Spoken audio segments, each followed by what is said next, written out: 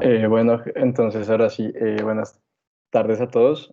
Primero, pues queremos agradecerles pues por asistir a la charla de hoy, la cual pues como ya vemos va a ser de salud mental en el personal de la salud. Eh, bueno, la actividad será llevada a cabo por Juan Pablo Lozano, que es miembro activo del Grupo de Interés de Psiquiatría, y contamos con la compañía del doctor Sebastián Alzate Giraldo, residente de Psiquiatría de la Universidad del Bosque. Entonces, pues no sé si quieran decir algo, doctor, o empezamos una vez. No, buenos días, sí me escuchan. Sí, doctor. No, buenas tardes, no, muchas gracias por la invitación.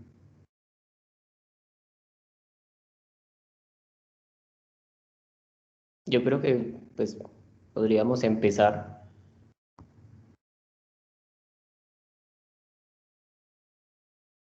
Listo, doctor, muchas gracias. Entonces, si quieren, ya empecemos. Juan Pablo. Ok, listo. Buenas tardes a todos. El día de hoy la charla, pues como ya lo dijo mi compañero, va a corresponder a salud mental en personal de salud y va a estar a cargo de mí, Juan Pablo Lozano. Entonces, lo primero de lo que tenemos que hablar son los objetivos de esta charla. El primero es brindar las herramientas necesarias para saber reconocer cuándo hay problema y cómo pueden manejarlo por su cuenta. El segundo es eliminar el estigma y la discriminación hacia las enfermedades mentales en personal de salud. Y por último tenemos aliviar la carga emocional para que se adquiere en el día a día dentro de nuestra práctica médica. Bueno, quise comenzar con esta frase, que es: la teoría es, cuanto mejor conozca la persona su propia enfermedad, mejor podrá vivir con su condición. ¿Y qué quiero decir con esta frase?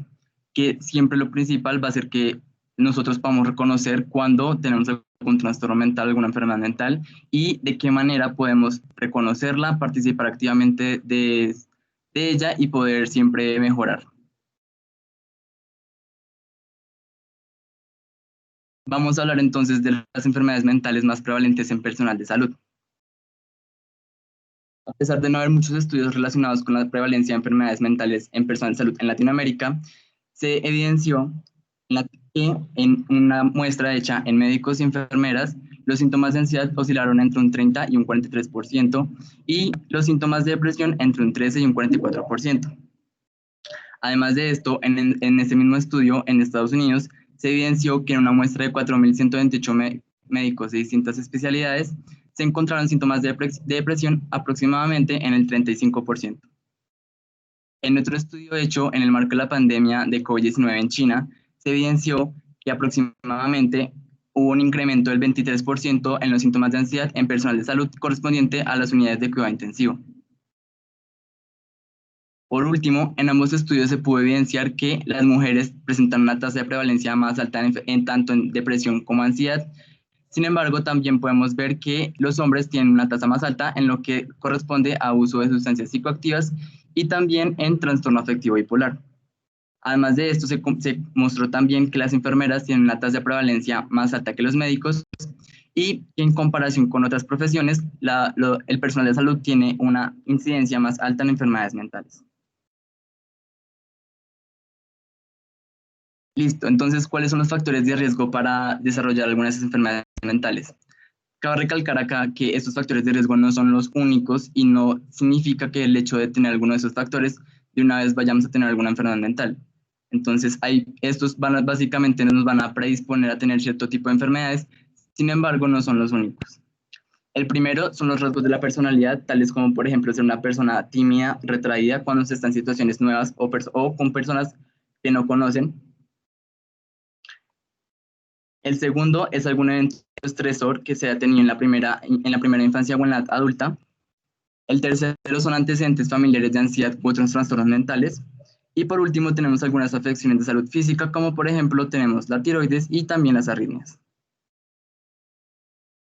Entonces, ¿cuáles son las principales causas de condiciones de enfermedades mentales en personal de salud? Lo primero que vamos a ver es un trabajo mal remunerado.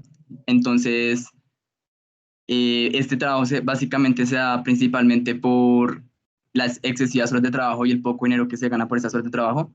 Los segundos son los malos patrones de sueño y alimentación por ese mismo trabajo excesivo que se tiene. Lo tercero es la jerarquización que hay dentro de las prácticas clínicas, donde la presión de los superiores se ejerce sobre los inferiores, por lo que esto genera el aumento de estrés y ansiedad. Y por último, tenemos también la presión que ejercen los familiares y los familiares de los pacientes, y también los pacientes sobre las personas, sobre los médicos y enfermeras. Entonces ahora vamos a hablar como tal de las enfermedades mentales, comenzando por la depresión.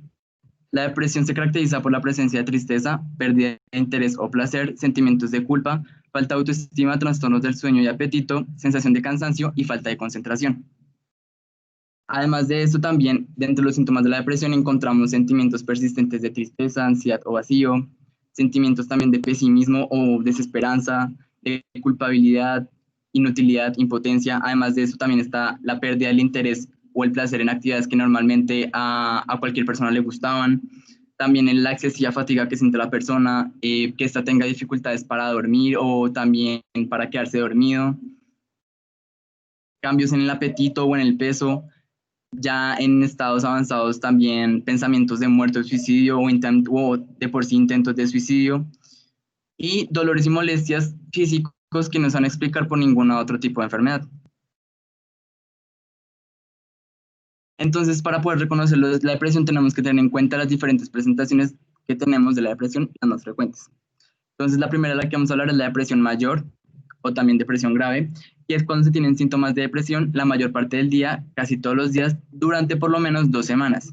Y estos síntomas van a interferir con la capacidad del médico o la enfermera para trabajar, dormir, estudiar, comer y disfrutar de la vida. Listo, es muy posible que alguna persona tenga un solo episodio de depresión mayor en su vida, sin embargo, lo más frecuente es que tenga más de uno. En segundo lugar, tenemos el trastorno depresivo persistente, o también llamado distimia, y es cuando se tienen síntomas de depresión que duran por lo menos 2 años. Esta persona con esta distimia también puede tener dentro de su enfermedad algún episodio de depresión mayor. Por último, tenemos el trastorno afectivo estacional, que es un tipo de depresión que va y viene con las estaciones y que por lo general va a comenzar más o menos a finales de otoño, inicios del invierno, y desaparece ya cuando llega la primavera. Es importante recalcar que este trastorno depresivo estacional no se va a ver con mucha frecuencia en nuestro país, por lo mismo de que no hay estaciones. Sin embargo, es importante reconocerlo, ya que en otros países sí se ve con bastante frecuencia. En segundo lugar, tenemos la ansiedad. La ansiedad es un sentimiento de miedo, temor e inquietud que puede hacer que una persona sude, se esté inquieta y tensa y pueda llegar a tener hasta palpitaciones. Puede ser una reacción normal al estrés y es una experiencia asociada con la expectativa de miedo no identificado con precisión ni claridad, o que este miedo no representa peligro alguno. También puede resumirse en algunas partes como un ahora no sé qué hacer. Es importante recalcar que tanto la depresión y la ansiedad, en la medida de que esto sirva como adaptación al medio, puede ser totalmente normal. No obstante, en la medida en que ustedes se den cuenta que la intensidad, la duración o el contexto son en ocasiones anormales, ya es cuando lo podemos considerar como alguna afección patológica. Entonces, los diferentes tipos de trastornos de ansiedad pueden tener diferentes síntomas dentro de lo que se les... Pero todos van a mostrarnos una combinación de lo que es pensamientos o creencias ansiosos difíciles de controlar, lo que van a hacer que la persona se sienta muy inquieta, que se sienta muy tensa y que interfiera como tal con su vida diaria. Esto es muy importante para reconocer cuándo es algo normal y cuándo es algo ya patológico, cuando la persona se da cuenta que en verdad interfiere con su vida diaria. Además de esto, no va a desaparecer y va a empeorar antes con el tiempo. También podemos encontrar síntomas físicos como por ejemplo latidos cardíacos fuertes o rápidos, dolores y molestias inexplicables, mareos, falta de aire. Y por último vamos a encontrar cambios en el comportamiento como por ejemplo evitar actividades cotidianas que se solían hacer. También hay ciertos medicamentos y sustancias que nos van a predisponer a tener algunos de esos síntomas, ya sean físicos o psiquiátricos, como por ejemplo el consumo de cafeína. Por lo que es muy importante también reconocer si se ha consumido recientemente alguno de estos sustancias o medicamentos. Entonces, dentro de lo que es el espectro de los trastornos de la ansiedad, tenemos varios tipos de trastornos. Sin embargo, dentro de esta charla vamos a abarcar principalmente las fobias específicas, el trastorno de ansiedad generalizada y también los ataques de pánico. También es muy importante dentro del personal de la salud reconocer que una gran mayoría tiene trastorno obsesivo compulsivo. Sin embargo, pues en esta charla no lo vamos a hablar. Entonces, ¿cómo vamos a reconocer un trastorno de la ansiedad? Y vamos a comenzar con el trastorno de ansiedad generalizada. Las personas con este trastorno se van a preocupar por problemas muy comunes que se tienen dentro de la vida diaria, como por ejemplo son la salud, el dinero, el trabajo y la familia. Pero estas preocupaciones no van a ser como normales del día a día, como uno se preocupa por cualquier tipo de cosa, sino que estas preocupaciones principalmente van a ser demasiado excesivas y van a estar casi todos los días durante por lo menos 6 meses. Tenemos enseguida el trastorno del pánico, que las personas que sufren de trastorno de pánico básicamente van a sufrir de varios ataques de pánico, y estos van a ser de manera repentina y repetida en momentos de miedo intenso, sin que haya ningún peligro aparente. Eso es muy importante. Estos ataques de pánico se van a producir de manera muy rápida y van a durar algunos minutos. Entonces, lo principal es que es un miedo intenso por algo que en verdad no representa algún peligro. Por último, tenemos las fobias, que es un miedo intenso a algo que representa poco o ningún peligro real también. Y su miedo puede ser, por ejemplo, a las arañas, a volar. Sin embargo, lo que se ve más en personal de salud, en estudiantes, tanto en estudiantes como en profesionales, es el miedo a estar en situaciones sociales, a lo que también se le conoce como ansiedad social.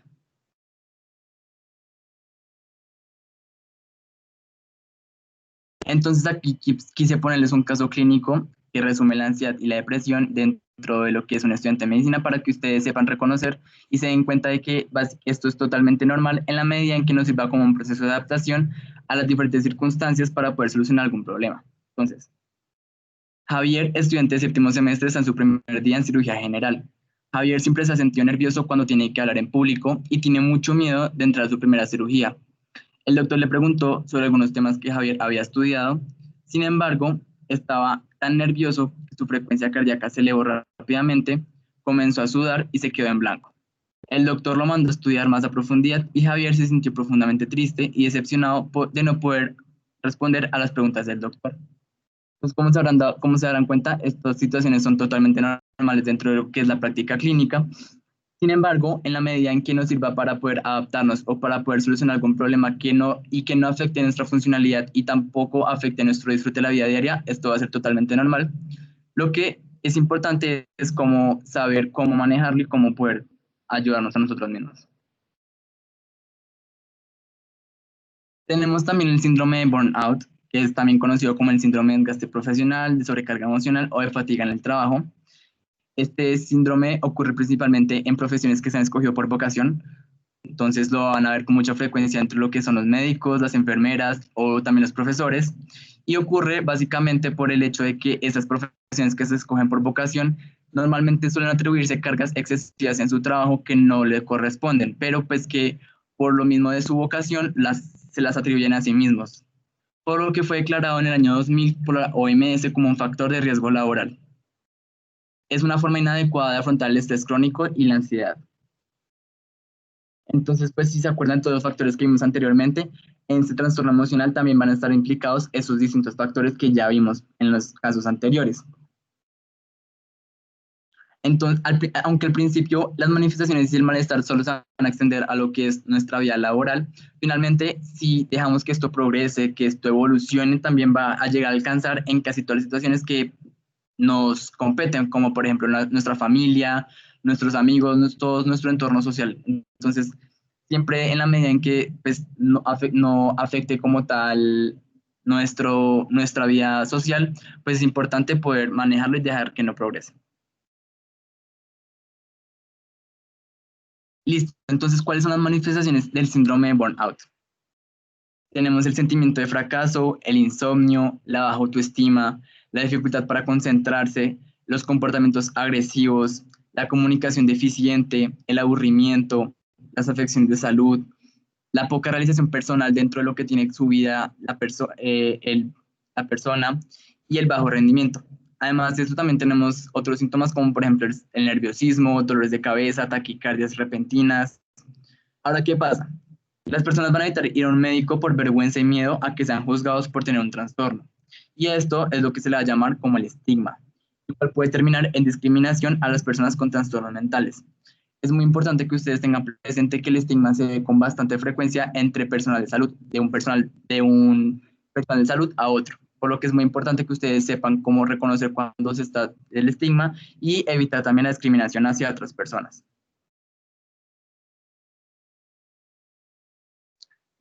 Tenemos también el trastorno afectivo bipolar. El trastorno afectivo bipolar, como les dije, es más frecuente dentro del personal de salud en hombres más que en mujeres.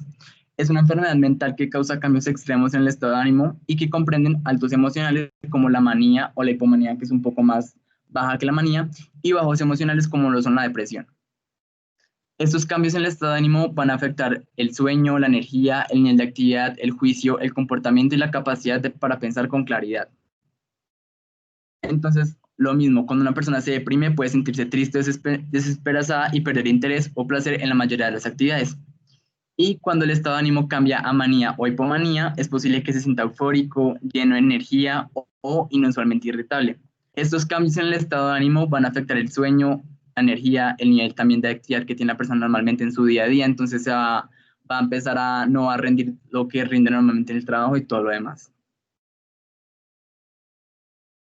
Dentro de los síntomas del trastorno afectivo bipolar tenemos tanto los episodios maníacos como los hipomaníacos, como que son, por ejemplo, episodios anormales de optimismo, nerviosismo, tensión, aumento de la actividad, energía o agitación, sensación exagerada de bienestar y confianza en sí mismo, la menor necesidad que tiene esa persona no siente la necesidad casi de dormir así no haya dormido en un largo tiempo, también los frenesí de ideas, entonces que comienzan a lanzar ideas sin algún sentido, y la distracción es excesiva. Además de eso, también tenemos que suelen tomar malas decisiones, como por ejemplo prácticas compulsivas.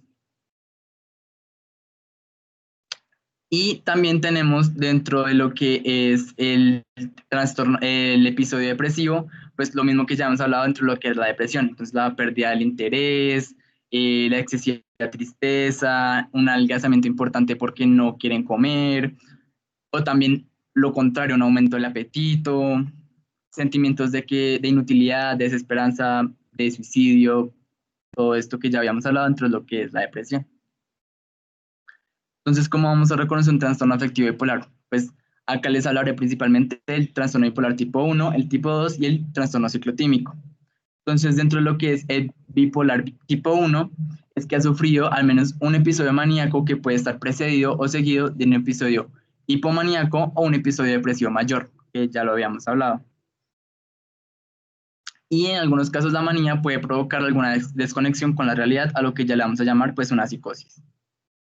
En el trastorno afectivo bipolar tipo 2 es cuando se ha sufrido al menos un episodio depresivo mayor y como mínimo un episodio hipomaníaco, pero que nunca se ha tenido un episodio maníaco.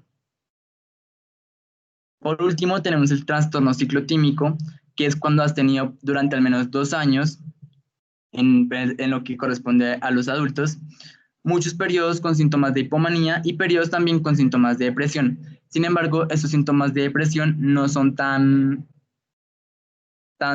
fuertes como los síntomas de lo que es la depresión mayor.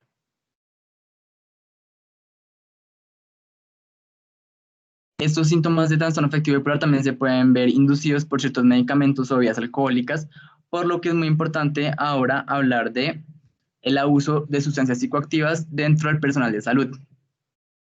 Entonces, en un estudio que hizo la Universidad del Rosario, las sustancias más consumidas que se mostró tanto en médicos como en enfermeras fueron el alcohol, el cigarrillo y las bebidas energizantes. El alcoholismo supera el 8% tanto en médicos como en enfermeros.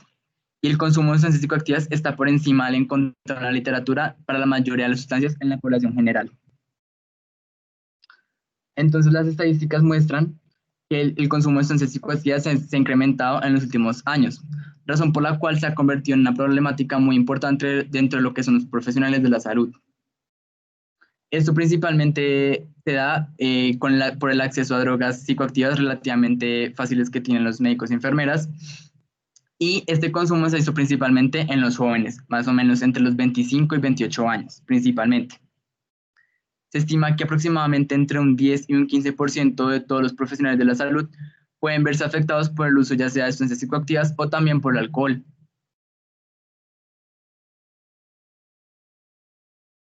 Además de esto, también en el estudio se muestra que aproximadamente un 18% de los profesionales de la salud consumió este tipo de sustancias dentro de su puesto de trabajo, por lo que su actividad laboral se pudo haber visto afectada en estas ocasiones.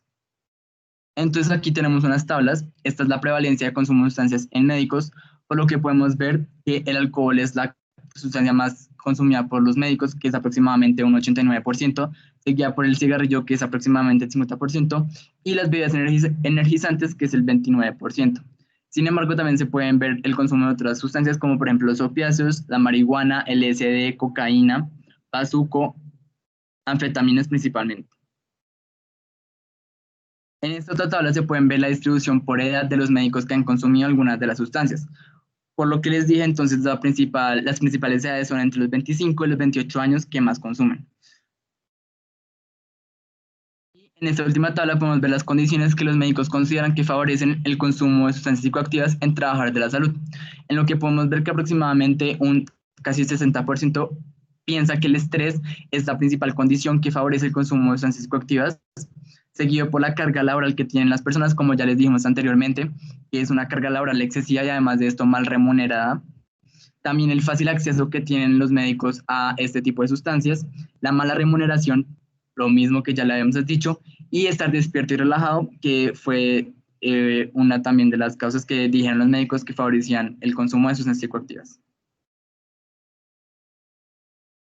Entonces, lo mismo, por miedo como a reconocer estos trastornos mentales y a ser estigmatizados, pues los médicos evitan, los médicos en general, todas las personas evitan ir a la consulta para ser diagnosticados y tratados. Por lo que es muy importante saber reconocer el estigma y poder evitar la discriminación. Entonces, ¿qué es el estigma? Un estigma sucede cuando alguien te ve de manera negativa por alguna característica distintiva o por un rasgo personal que la otra persona va a considerar que es una desventaja para nosotros. Lamentablemente, las creencias y las actitudes negativas hacia estas personas que tienen alguna afección es bastante frecuente, más de lo que ustedes creen. Y el estigma puede dar lugar a la discriminación. La discriminación puede coger dos lados, que sea de manera evidente y directa, como por ejemplo pegarle a alguien, insultarlo, o por lo contrario también puede ser sutil o no intencional, como por ejemplo ignorar a alguien o evitarlo porque se cree que esta persona es inestable o porque se cree que esta persona va a estallar en ira o en frustración, entonces se evita a esa persona. O también se evita, por ejemplo, sea muy frecuente la sutil o no intencional cuando no se contrata a alguna persona porque se cree que esta persona está enferma. Es muy importante también saber que lo más frecuente es que se juzguen a ustedes mismos, más que otra persona los juzgue, que ustedes se juzguen a ustedes mismos. Por lo que siempre es muy importante para esto poder reconocer la enfermedad y poder asimismo poder tratar y ayudarse a ustedes mismos. Entonces, ¿cuáles son las consecuencias del estigma? Lo primero es la resistencia a buscar ayuda, ya sea a un profesional o a su misma familia o a sus amigos. La falta de comprensión que se tiene acerca de lo que es la enfermedad mental. Las menores oportunidades laborales, como ya les dije, que es muy frecuente que se evidencie que no se contrata a alguien porque tiene alguna enfermedad mental. El hostigamiento o la violencia física, que ya hablamos de discriminación directa. Y la creencia de que nunca se van a superar ciertos desafíos. Esto es muy importante, entender que una enfermedad mental no va a limitar a nadie a poder cumplir todas sus metas y a poder ser igual de exitoso que una persona que no tiene alguna enfermedad mental. Entonces, ¿cómo se afronta el estigma? Lo primero es construir una red de apoyo sólida. ¿Listo? Lo segundo es buscar tratamiento. Es posible que una persona se muestre reacia a reconocer que necesita tratamiento, pero siempre es muy importante como ser diagnosticado y que esto no interfiera con su vida laboral y personal. Lo tercero es no permitir que el estigma te avergüence y te haga dudar de ti mismo, porque los estigmas casi nunca provienen de los demás, sino que provienen de ti mismo. Y esto casi siempre se muestra como una habilidad personal, sin embargo es muy importante recordar que la enfermedad mental no es ninguna habilidad para ninguna persona. Lo siguiente es que no te aísles. Si tienes una enfermedad mental, tal vez una persona va a dudar en contárselo a su familia o a sus amigos. Sin embargo, siempre es muy importante, como ya lo hablamos, que tengan una red de apoyo sólida, por lo que siempre es muy importante tener confianza en determinadas personas. Otra cosa muy importante es que no te equipares con tu enfermedad, porque uno no es una enfermedad. Entonces, no es como, por ejemplo, decir soy bipolar, sino tengo trastorno afectivo bipolar. porque uno no es igual a una enfermedad y uno únicamente no es una enfermedad en caso de que la tenga, por lo que lo único que me va a representar a mí no es que tenga una enfermedad, sino muchas otras cosas. Entonces siempre es muy importante no equipararse con lo que es una enfermedad. Y por último, en la medida en la que se pueda, poder unirse a grupos de apoyo con otras personas que de pronto tengan los mismos problemas que uno, para así poder tener también, ayudar a construir una red de apoyo sólida.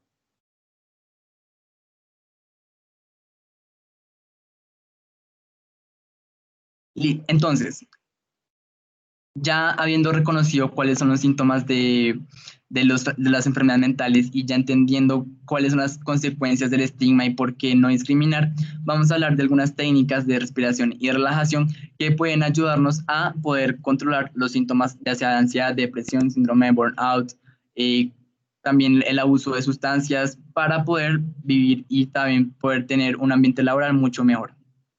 Entonces vamos a comenzar con las técnicas de respiración. La principal técnica de respiración es la respiración abdominal, que es la base para las demás técnicas de respiración. Entonces, ya habiendo controlado después la respiración abdominal, podemos continuar con la respiración 4-7-8, la respiración completa y la respiración matinal. Sin embargo, aquí únicamente les voy a explicar y también quiero que ustedes en sus casas puedan experimentar estas técnicas, la respiración abdominal y la respiración completa. Entonces aquí lo ideal es que ustedes puedan como poder intentar estas técnicas de respiración. Estas técnicas de respiración no se logran de un día para otro, entonces requieren que ustedes las practiquen todos los días, así sea 5 o 10 minutos. Y ya después de que con la práctica lo van a poder hacer en cualquier momento, en cualquier lugar y van a sentir en verdad la diferencia. Como les dije, la base de las técnicas de respiración es la respiración abdominal. Entonces, quiero que, pues, lo ideal es que estén en un lugar tranquilo, en un lugar silencioso, que si tienen dificultades para concentrarse, cierren los ojos, ¿listo? Entonces van a sentar o acostar en cualquier posición en la que se sientan ustedes cómodos. Van a colocar una mano sobre el abdomen, justo debajo de las costillas, y la otra mano sobre el pecho, ¿listo? Entonces, inténtenlo. Van a respirar hondo por la nariz y van a dejar que el abdomen les empuje la mano que ustedes tienen sobre, pues, el abdomen.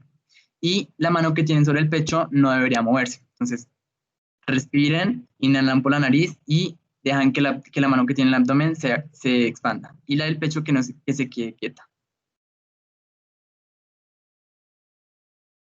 Entonces acá lo ideal es que ustedes sientan cómo se hunde la mano sobre el abdomen y también que la ayuden para expulsar el aire hacia afuera. Entonces, quiero que lo intenten unos 10 segundos y que pues la intenten.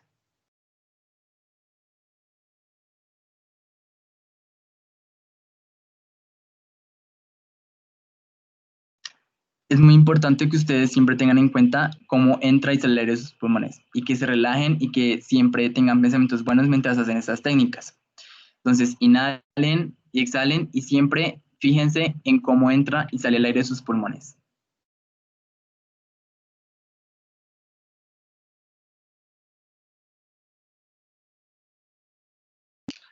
Lo ideal es hacer esta técnica todos los días, como les dije al principio, puede ser difícil, para algunas personas pueden hasta faltarles el aire con esta técnica, pero lo importante es que ustedes la practiquen todos los días y que sea por lo menos 3 a 5 minutos. La pueden hacer en cualquier parte, ya sea en la clínica, en cualquier parte, solamente es que se sientan cómodas y que en verdad sientan cómo se sentían antes de esta técnica y cómo se sienten después. Que hagan una introspección de cómo les cambió como su nivel de estrés esta técnica.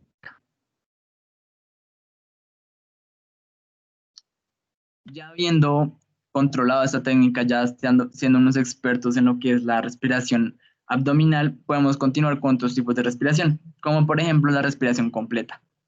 Entonces, para la respiración completa, de nuevo vamos a comenzar con la respiración abdominal. Entonces, vuelvan otra vez como a la respiración abdominal, una mano en el pecho, una mano en el abdomen y lo ideal es que el pecho se quede quieto y el abdomen sea el único que se expanda. Entonces, vuelvan a intentarlo.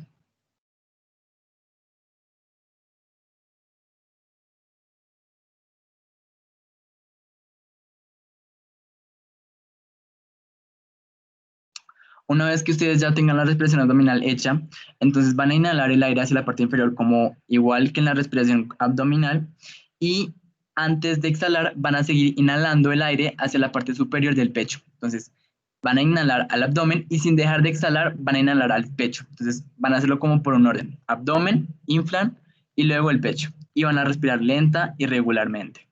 Entonces inténtenlo. Inflan primero el abdomen y luego inflan el pecho. Siempre tengan en cuenta cómo su respiración, cómo entra y sale el aire de sus pulmones.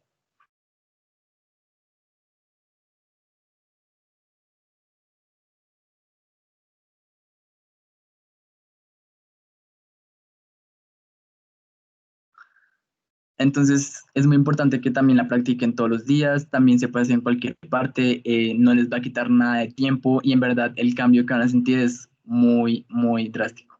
Entonces, también tienen que siempre, lo que ya les dije, como siempre hacer una revisión, una evaluación de cómo ustedes se sentían antes de lo que es esta técnica, cómo estaban sus niveles de estrés, cómo estaban de irritables, de frustrados con cualquier cosa del día y cómo se van a sentir después de hacer esta técnica.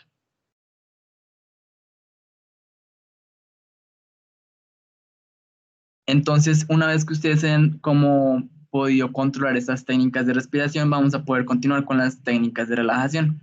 Para las técnicas de relajación también es muy importante que ustedes siempre pues estén en un lugar tranquilo, si se puede tengan ropa cómoda que les permita como poder estirarse adecuadamente y también que puedan controlar las técnicas de respiración, ya que dentro de esas técnicas de relajación van a tener también que respirar y también tendrán que concentrarse mucho en lo que es su respiración.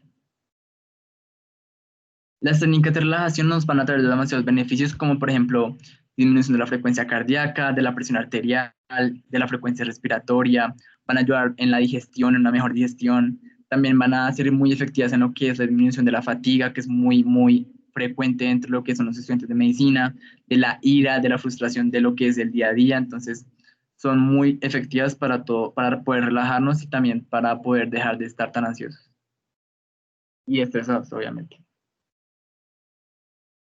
Entonces, dentro de las técnicas de respiración está la relajación autógena, la relajación muscular progresiva y la visualización. La primera de la que vamos a hablar es la relajación autógena. En esta técnica vamos a usar tanto imágenes visuales como la conciencia corporal para así poder reducir el estrés. Entonces van a repetir palabras en su mente que les ayuden a reducir la tensión muscular, imaginarse un entorno tranquilo y pensar en su respiración. Y experimentar así también diferentes sensaciones. Entonces también intenten cómo hacerlo y reproducir imágenes en su mente que a ustedes les produzcan tranquilidad, como por ejemplo, digamos, a mí una cancha de tenis, el mar, la playa, algo que a ustedes los tranquilice. Y también van a enfocarse en su respiración y van a relajar muscularmente todo su cuerpo. Entonces intenten.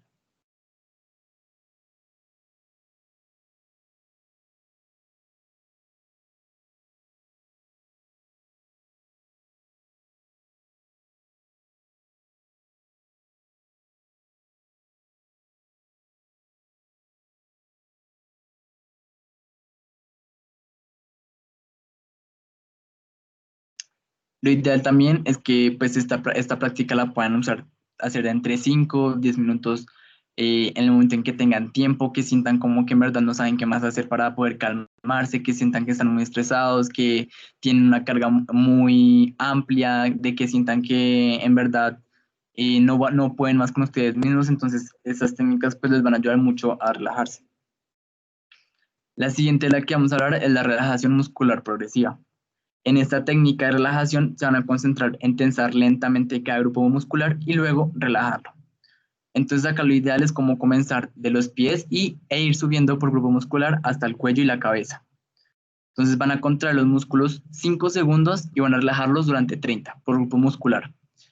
¿Listo? Entonces digamos comenzamos con los músculos del pie. Entonces tensan 5, relajan 30. Acá lo importante es que ustedes puedan reconocer cómo se siente el músculo cuando está tenso a comparación de cuando está relajado. Que ustedes sientan cómo se siente su cuerpo cuando está tenso versus cuando está relajado. Entonces, sientan cómo es estar tenso versus relajado por grupo muscular. Intenten.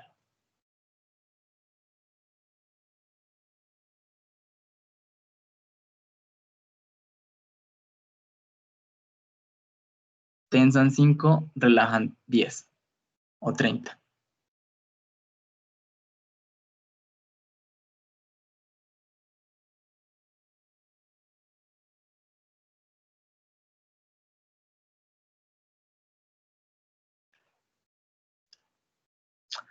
Entonces, acá también es muy importante que ustedes mientras estén haciendo eso, siempre también tengan en cuenta su respiración, que sea una respiración relajada, que sea una respiración constante, que sea una respiración lenta, ¿listo? Que ustedes en verdad sientan que se están relajando. Y también es como estas técnicas, este espacio para estas técnicas, lo ideal es que ustedes como que tengan su mente totalmente dispuesta como a pensamientos buenos, como hasta si quieren en blanco, pero que por un momento es lo que es su día a día, dejen como atrás todas las cosas que tienen encima, todos los trabajos, todo la carga laboral que tienen y se relajen.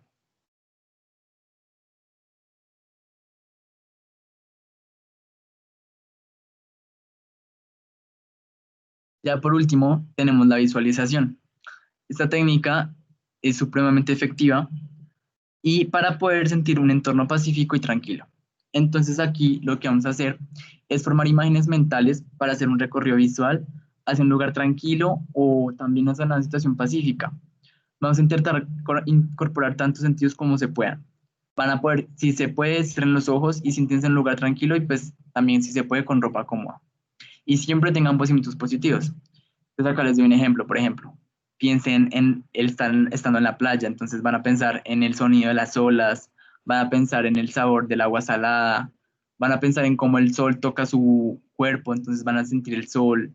Lo ideal acá es que incorporen tantos sentidos como puedan, que ustedes en verdad sientan que están allá, como que se teletransportaron y están en el lugar más tranquilo y pacífico que sea para ustedes. Entonces, cierren los ojos, concéntrense en ese lugar y piensen como si estuvieran allá y relájense.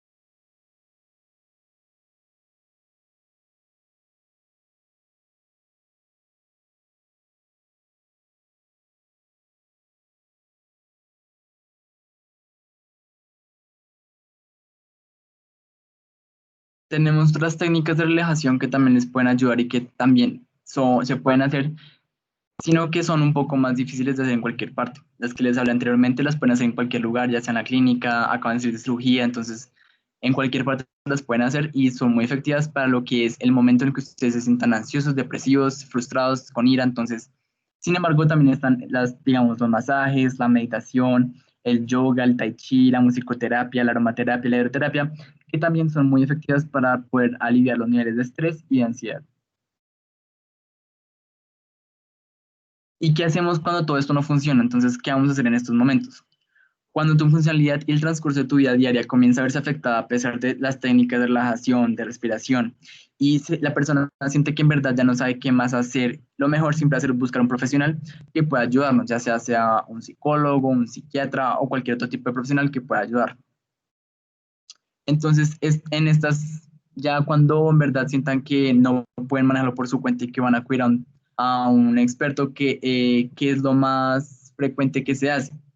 Bueno, aquí cabe recalcar que todo depende del diagnóstico que tenga la persona y también del criterio que tenga el médico para su tratamiento. Entonces, no siempre se va a recurrir a estas terapias. Sin embargo, pues es lo que más se ha visto con frecuencia, tanto en ansiedad como en depresión. Entonces, lo más frecuente es la psicoterapia, que tiene tres pilares. Entonces, el primero es el aprendizaje acerca de tus estados de ánimo, sentimientos, pensamientos y comportamientos. Los segundos son las estrategias saludables para hacer frente a los desafíos y situaciones de la vida diaria.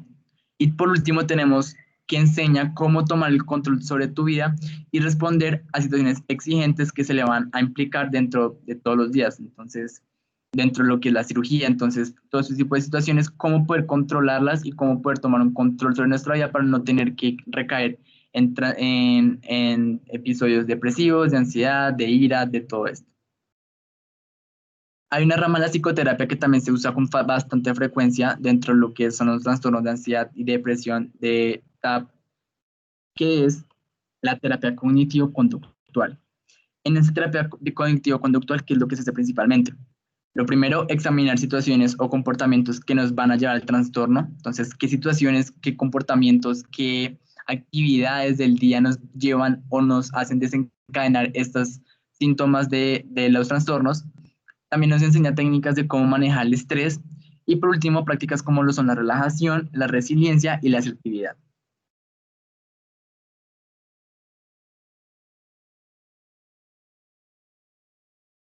Como conclusiones ya, tenemos que es importante reconocer cuáles son los síntomas de los trastornos mentales para identificarlos a tiempo. En un primer momento, ya habiendo reconocido estos síntomas y entendiendo lo que es la enfermedad mental, las técnicas de relajación te ayudarán a poder controlar síntomas relacionados con lo que son el estrés, la ansiedad, la depresión, la ira, la frustración. También nos van a ayudar a poder disminuir el consumo de sustancias psicoactivas que normalmente se consumen básicamente por el hecho también de poder relajarnos y estresarnos de una manera equivocada. Tenemos que también eliminar el estigma y la discriminación hacia las personas con algún trastorno mental. Esto me parece muy importante recalcarlo, ya que se ha evidenciado que dentro de lo que es la práctica clínica, el estigma es muy frecuente entre pares, entre distintos médicos, médicos, enfermeras, entre estudiantes de medicina. Entonces, es muy importante que ustedes entiendan que en su práctica diaria de la clínica van a encontrar personas con trastornos mentales, sus compañeros de pronto.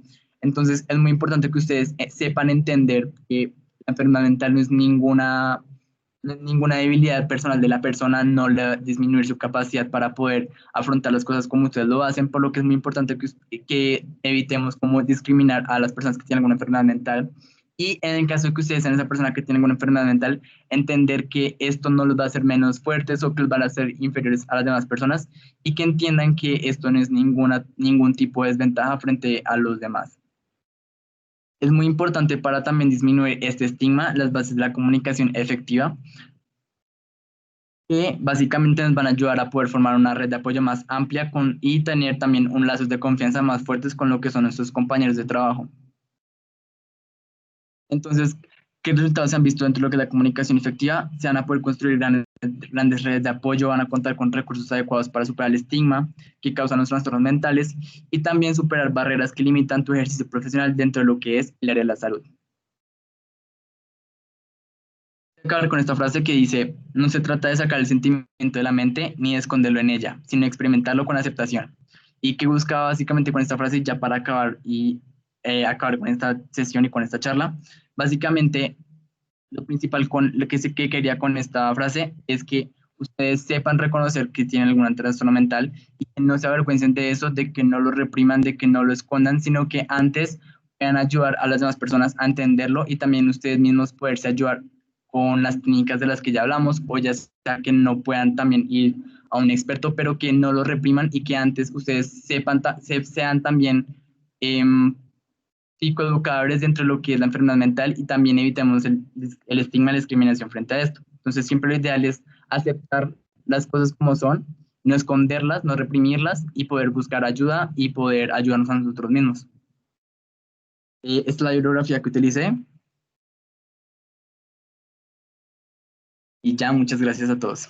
Eh, Ahora, ¿alguna pregunta, algún comentario, alguna duda?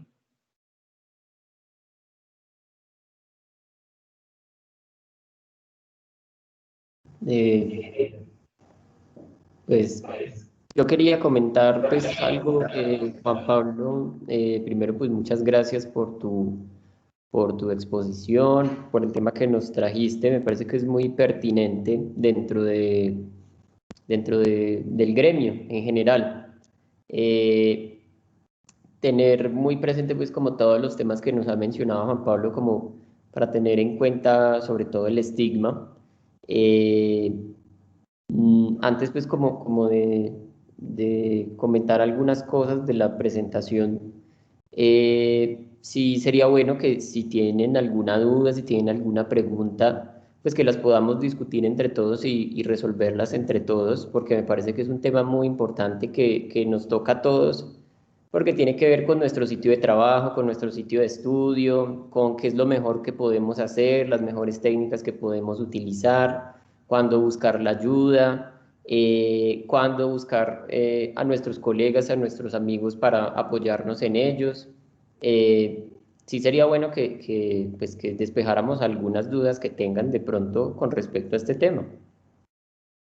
Sí, doctor, pues primero que todo, muchísimas gracias por habernos acompañado pues durante toda la presentación. Quiero felicitar a Juan Pablo por, pues me parece que hizo un muy buen trabajo con lo que presentó. Tenemos una manito levantada de Santiago, entonces si quieres, pues puedes abrir tu micrófono, Santiago, y hacer todas las preguntas. Sabemos que esta charla como que surgió porque pues los miembros de cirugía tenían preguntas, entonces pues nada, este es el momento para hacerlas. Estamos acá con el doctor que nos puede resolver todas las preguntas que pueda y haremos lo mejor para poder resolver las preguntas que vayan surgiendo. Entonces, Santiago, dale. ¿Ahí se me escucha? Sí. Sí. Bueno, primero pues darle muchas gracias al doctor por estarnos acompañando y muchas gracias a Juan también por la charla, me gustó mucho. Y la pregunta que tengo es que si hay alguna estrategia para combatir un poco el tema del cansancio o el sueño. Por ejemplo, pues yo normalmente si uso energizantes o si uso cafeína, pues cuando la verdad tengo mucho sueño o estoy muy cansado y no puedo dormir, sí, yo sé que lo ideal sería como dormir un rato, pero pues hay ocasiones donde no se puede. No sé si hay alguna estrategia para disminuir el consumo de la cafeína o los energizantes, o pues lo ideal sería como dejar de consumir pues estas sustancias. Entonces me pueden ayudar ahí. Ok. Bueno.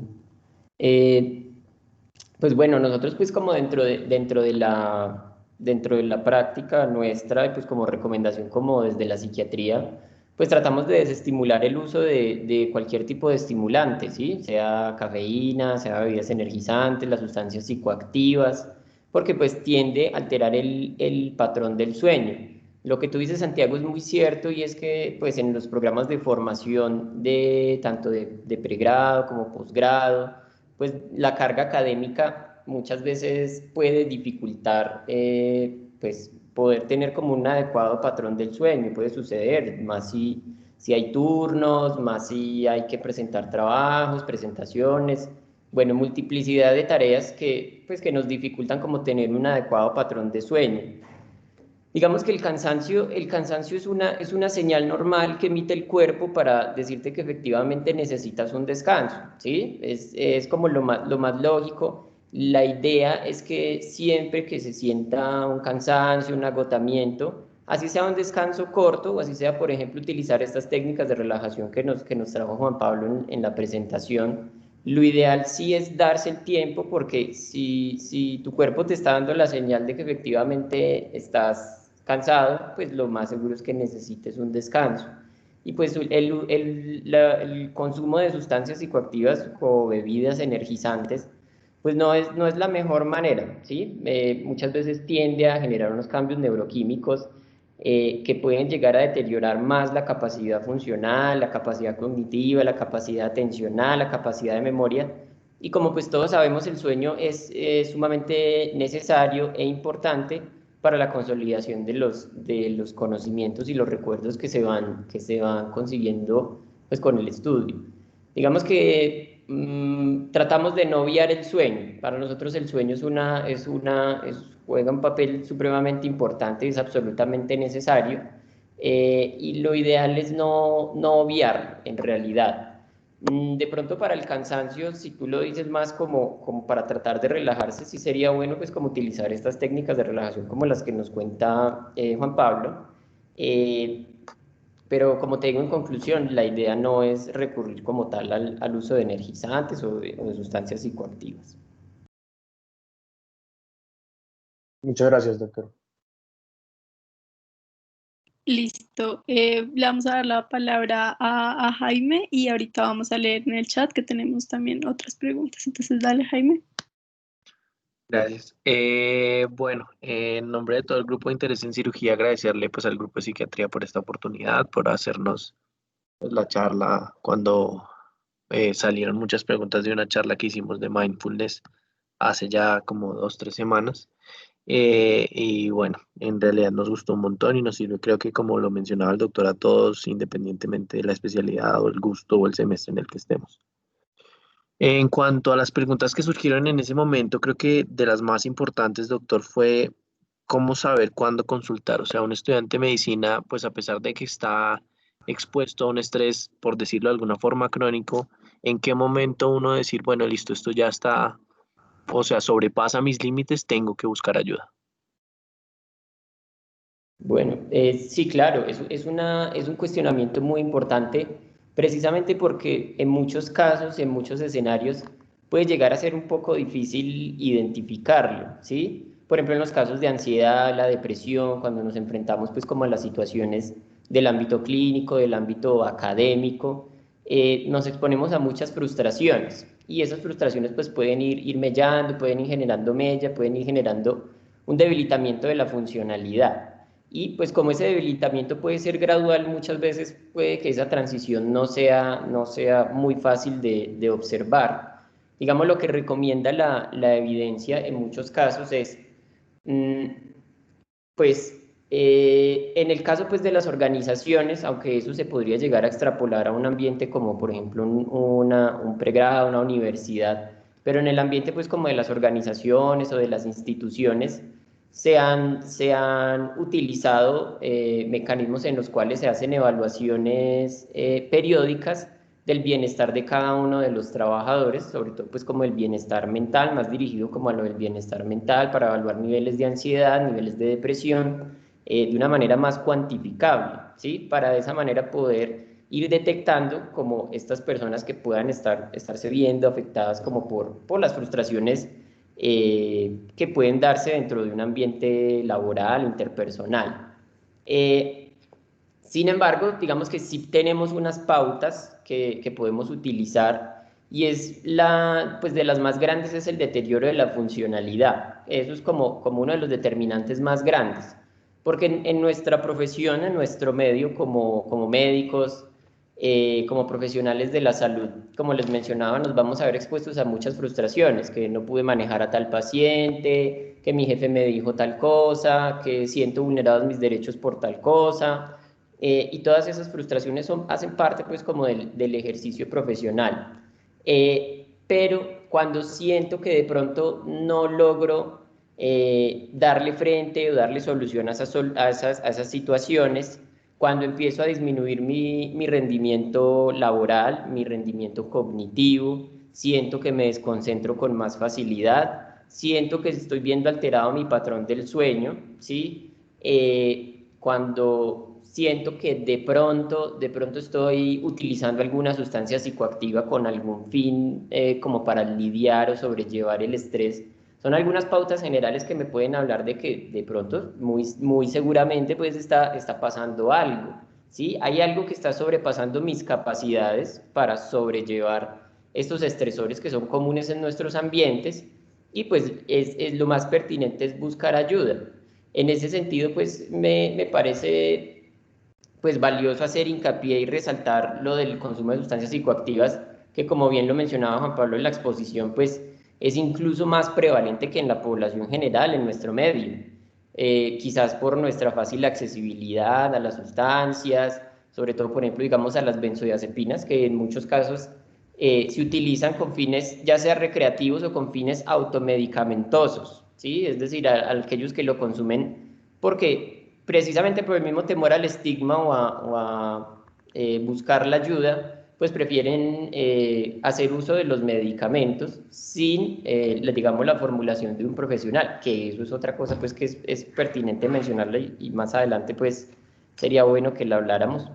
Pero básicamente, pues como en conclusión, si tú empiezas a sentir que el rendimiento con el que tú venías antes, con la funcionalidad con la que venías antes, se está viendo afectada, estás disminuyendo tu rendimiento académico, tu capacidad de concentrarte, se te olvidan más fácil las cosas, está alterando tu patrón de sueño o que estás cambiando tus comportamientos precisamente para evitar esas situaciones que te generan estrés, pues entonces muy seguramente sí hay que tratar de buscar la ayuda, tratar de buscar al menos apoyarse en un colega, que es otra de las recomendaciones que se han dado pues según la evidencia, que es fortalecer las redes de colegaje, ¿sí? Porque muchas veces, precisamente por el mismo estigma, por el mismo temor a ser estigmatizado por los síntomas o por una enfermedad, pues puede servir como para evitar la crisis, para evitar caer en la crisis en general, apoyarse en un colega que sepamos que nos escucha y que nos entiende, y de esta manera pues como ir sobrellevando la crisis puede favorecer mucho más si pertenece pues como al ambiente laboral o al ambiente académico en el que estemos. Básicamente es eso, ¿sí? O sea, más que todo la determinación del compromiso de una enfermedad, de los síntomas, radica pues como en el grado de alteración de la funcionalidad. No sé si de pronto te queda más claro, quisieras preguntarme algo más con Sí, respecto doctor. a eso. Sí. Mil gracias. Y otra de las preguntas que había surgido, pues ya para darle paso a las demás preguntas que han hecho, es, en ese momento hablábamos mucho de los trastornos alimenticios muy relacionados con el ámbito en el que estamos, porque digamos que, pues cuando uno está en el hospital, cuando uno está rotando, cuando uno está, pues digamos en ese tipo de circunstancias, uno no puede tener ni un horario establecido, porque uno no pues casi que no puede comer cuando es, digamos, las 3 veces o lo que sea, sino más bien cuando puede.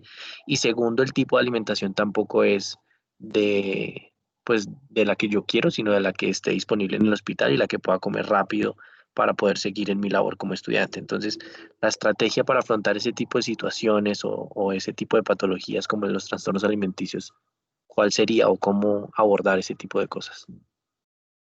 Bueno, pues en general se habla con respecto a la alimentación de que pues cada organismo debe tener pues una dieta adecuada a sus propios requerimientos, a sus propias condiciones.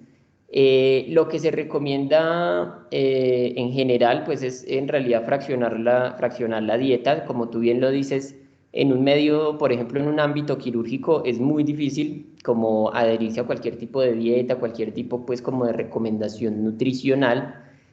Sin embargo, digamos, eso es una cosa que tenemos que empezar a cambiar desde lo académico, desde el ámbito académico, desde el ámbito de la formación, desde el ámbito de la misma cultura del trabajo, ¿sí? Porque queda en el aire o queda como esa sensación, ese sentimiento de que es que eso es así y viene siendo así y pues va a seguir siendo así y que eso es lo normal, ¿sí? Y entonces más bien nosotros nos adaptamos a esta situación antes que, digamos, adaptar la situación.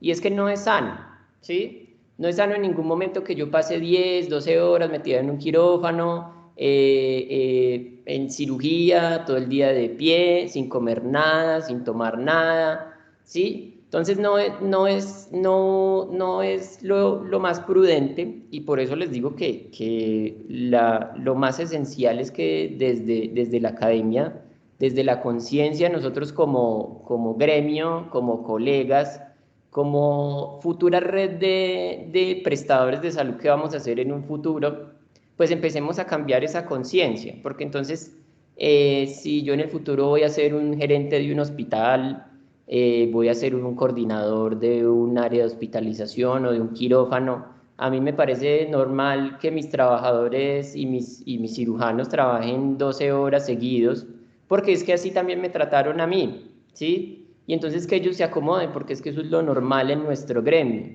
Y resulta que no debe ser así, ¿sí? Yo pienso que lo ideal, y pues es como una de las cosas más pertinentes de esta charla y de esta presentación, es que empecemos a cambiar un poco el chip, ¿sí? Que es que el médico se tiene que matar 12 horas, no, ¿sí? No es necesario.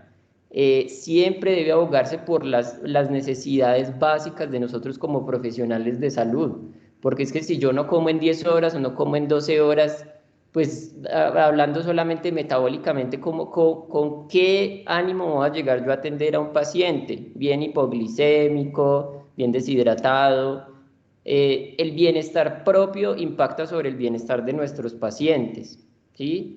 Y si yo estoy con hambre, estoy estresado, estoy ansioso, pues eso me va a generar conflictos con mis pacientes.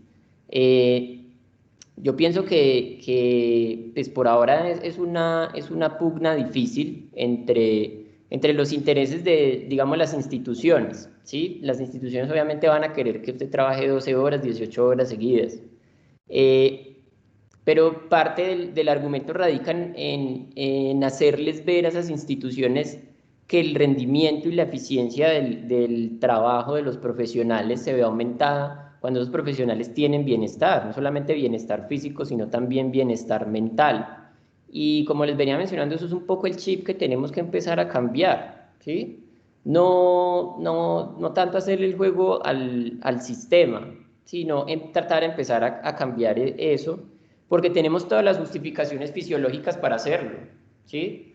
Entonces, es básicamente eso. Yo pienso que no es prudente caer en los trastornos alimenticios, básicamente que porque es que mi institución me lo exige de esa manera. Yo pienso que podemos como gremio argumentar que comer es básico, es una función básica, ir al baño es una función básica y esencial, tomar agua es una función básica y esencial, mantenernos hidratados, y pues los descansos y las pausas activas son absolutamente necesarias dentro del desarrollo de nuestras actividades profesionales.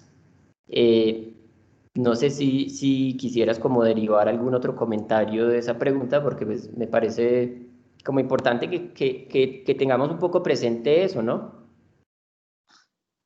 Sí, doctor, mil gracias. No, yo creo que por ahora, pues por lo menos por nosotros está bien. Mil gracias.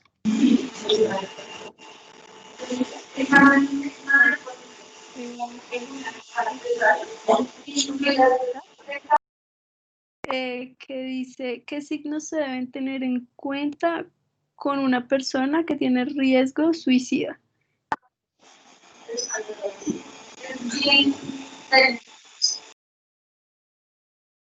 Ok, bueno. Bueno, me parece una pregunta supremamente importante, ¿sí? Y digamos que en este sentido sí hay varios parámetros que hay que tener claros para evaluar el riesgo de suicidio de uno de nuestros colegas, uno de nuestros compañeros. Lo que muestran las estadísticas es que la gran mayoría de personas que se suicidan buscan la atención a la salud más o menos 4 semanas antes de cometer el suicidio o de tener un intento de suicidio. Quien primero nos va a dar pues como estos signos de alarma es la búsqueda de la misma persona, nuestro mismo compañero. Muchas veces cuando expresan sentimientos de desesperanza, cuando expresan sentimientos de no sentirse capaz de hacer cosas que antes hacían, de expresar sentimientos de tristeza profunda. Cuando se van expresando pues estos sentimientos, podemos darnos cuenta que haya empezado cierta sintomatología afectiva de tipo depresivo, que generalmente pues es la que puede llevar a los intentos de suicidio y al suicidio consumado. Cuando empezamos a notar que el rendimiento de uno de nuestros compañeros, de uno de nuestros colegas, empieza a disminuir, lo notamos menos activo, lo notamos que tiende a aislarse del equipo de trabajo, que empieza a tener conflictos con el equipo de trabajo, acompañado pues como por ejemplo de estas ideas que yo les menciono, pues es bueno que le preguntemos, ¿sí? Si de pronto nos sentimos en la confianza, si de pronto es alguien allegado a quien queremos, si de pronto incluso si sabemos o conocemos que esa persona tiene algún antecedente en salud mental, pues es bueno que nos le acerquemos y le preguntemos qué le pueda estar sucediendo de una manera empática, no de una manera punitiva ni de una manera de reclamo, sino de una manera pues empática para favorecer que esa persona pues pueda expresarse, que incluso la misma catarsis nos puede dar estos elementos de juicio para pensar que de pronto una persona tenga ese riesgo de cometer un suicidio. Muchas veces cuando la persona empieza a expresar como unos sentimientos o unas despedidas, ¿sí? Como disimuladas, no necesariamente cartas, sino pues despedidas en muchos sentidos, también sería bueno preguntar a la persona como por qué expresa este tipo de cosas. Muchas veces como por la misma estigmatización dentro de nuestro gremio, por el mismo desconocimiento que tenemos, dejamos pasar eso por debajo del radar, dejamos pasar como esos signos que nos muestran nuestros colegas, nuestros compañeros, los dejamos pasar como por debajo del radar porque quizás no lo consideramos muy importante, a mí no me ha pasado, entonces de pronto no es, o sea, llego y lo considero que no es muy importante porque a mí no me ha pasado, yo no sé eso cómo se siente, ¿sí? Lo paso por el radar también porque es que ese es el problema de él, quién sabe, él tiene sus problemas, yo no seré capaz de resolvérselos. Lo paso por debajo del radar porque también por el estigma, ¿sí? Entonces es bueno pues como preguntar directamente cuando detectamos que acompañado también pues como de esas ideas de desesperanza, esas ideas de no ser capaz de hacer las cosas, ideas de minusvalía, de esos cambios conductuales, yo empiezo a encontrar que mi compañero, mi colega empieza a manifestar ideas de muerte, ¿sí? Como qué bueno sería estar muerto o qué bueno sería yo acostarme a dormir y no levantarme dentro de un día, dentro de 2 días, ¿sí? Muchas veces son expresiones indirectas de que la persona está cansada de alguna situación y que siente que no tiene las herramientas y los elementos suficientes para luchar contra esa situación. Entonces, en ese sentido, son como las cosas más, como que más, en las cuales más nos debemos enfocar, como para tratar de detectar a este tipo de personas, que es muy importante. Listo, doctor. Muchas gracias. Bueno, acá nos mandaron otras 3 preguntas. Creo que hay 2 que el doctor ya respondió, que pues son como colegas, ¿qué podemos hacer para apoyar a nuestros compañeros que de alguna forma pues están pasando por alguna de estas patologías? Y pues que no es paradójico que como médicos somos los que más conocemos las necesidades de descanso, pero también los que durante la carrera tenemos el estigma de no dormir, no tener tiempo, etcétera. Por esa paradoja me gustaría pues preguntar si podríamos hacer algo como estudiantes para cambiar eso. Pues creo que esas 2 preguntas el doctor a lo largo de las otras preguntas las ha ido respondiendo. Entonces creo que, no sé si quiere que pasemos a la tercera, que es, hola, quisiera saber si hay alguna técnica que haya demostrado superioridad en las personas que sufren de trastorno de ansiedad generalizado. Ok. Bueno, sí, una de las técnicas que más ha demostrado pues, como efectividad en los casos de trastorno de ansiedad generalizado es el mindfulness. Precisamente el mindfulness como técnica meditativa, como técnica de autoconocimiento, favorece pues, el reconocimiento de los estados internos, de los estados emocionales internos y la correlación pues, como con el medio circundante. Y de esta manera pues ir manejando un poco como todas esas manifestaciones somáticas y del pensamiento que provienen pues como tal de la ansiedad.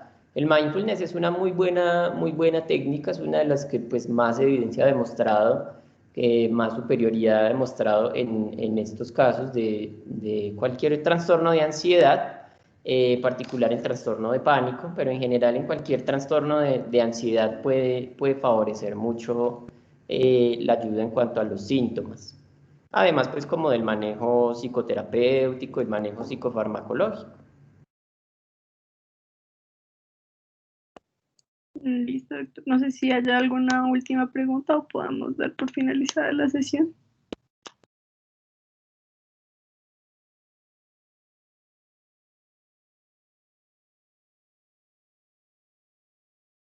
Nico.